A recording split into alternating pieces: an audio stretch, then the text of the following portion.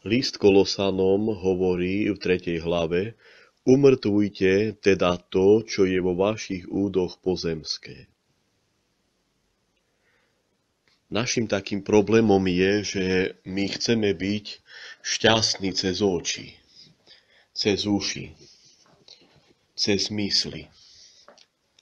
Hľadáme šťastie cez oči, niečo pekné vidieť, niečím sa potešiť vlastne. Hej.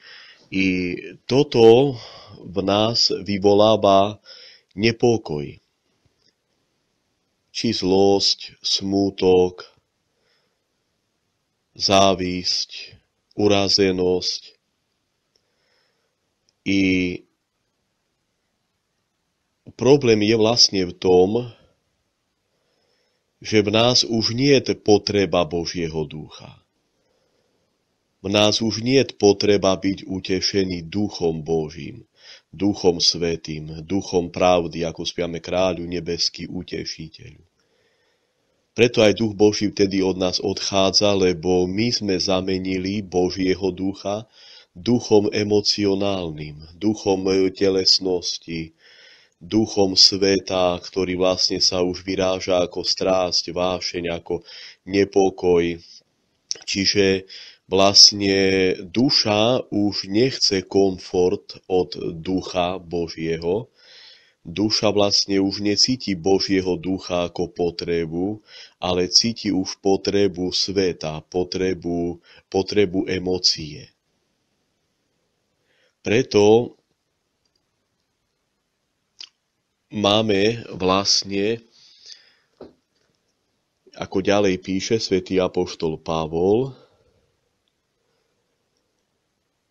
odložte toto všetko, hnev, vášnivosť, zlobu, rúhanie. Nelúhajte si navzájom, keď už ste si vyzliekli starého človeka s jeho skutkami a obliekli si nového, ktorý sa obnovuje, aby nadobudol poznanie podľa obrazu toho, ktorý ho stvoril. Obliec si nového človeka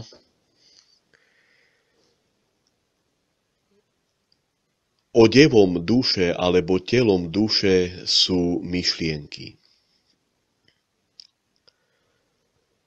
Obliec si dobrotu, obliec si Krista, spievame často, ktorí ste v Krista pokrstení, Krista ste si obliekli. Obliec si jeho ducha, ducha dobroty, dobroprajnosti, ducha milosrdenstva. Keď mám myšlienky pokánia, Bože, buď milostivý mne hriešnemu, už si obliekam svadobný odev, už si obliekam dušu do svetla, alebo keď mám myšlienky vďačnosti, poďakovania Bohu, mám myšlienky oslavy Boha, alebo ako som povedal, myšlienky pokánia, vtedy duša sa oblieka do toho svadobného odevu, ktorý bude Pán hľadať a ktorý Pán hľadá už tu, lebo my sme stále pozvaní Bohom na svadobnú hostinu. Preto vonkajší komfort cez oči, uši, dotýky, cez mysli je komfort dočasný, ktorý vyvoláva vlastne iba nepokoj. Buď sa človek bojí, že to stratí, buď človek má smútok, že to ešte nemá, buď má potom hádky, či s príbuznými, s blízkymi, väčšinou kvôli vonkajšiemu dobru, cez ktorý prichádza do duše nepokoj.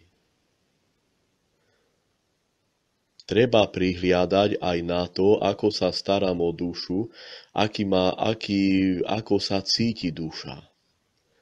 Pozerať, ako hovoria otcovia kresťanského východu, na komfort duše. Lebo vonkajší komfort raz nebude.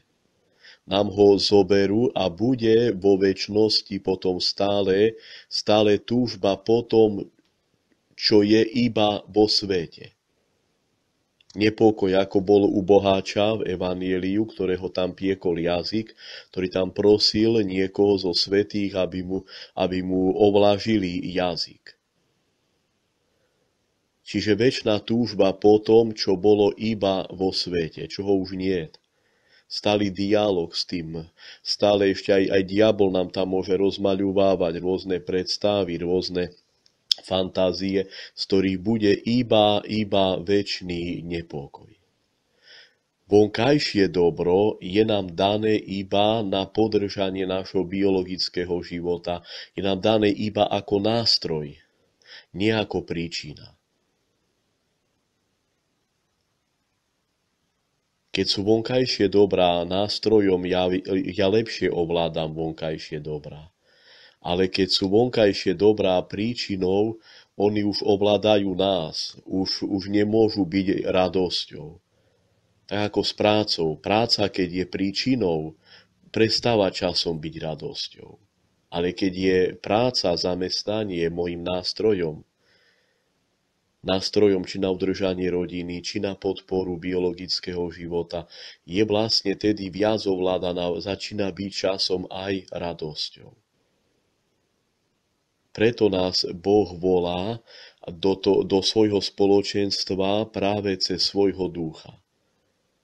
Lebo jeho duch od nás odchádza tým, že my sme zamenili jeho ducha, Božieho ducha za ducha emócií, emocionálne dobra. Je to akási emocionálna mágia, ktorá nám nahradila radosť Boha, radosť z jeho ducha. Preto hľadáme radosť, ktorá prichádza cez telesné zmysly, cez oči, uši a podobne. Sláva Isusu Christu.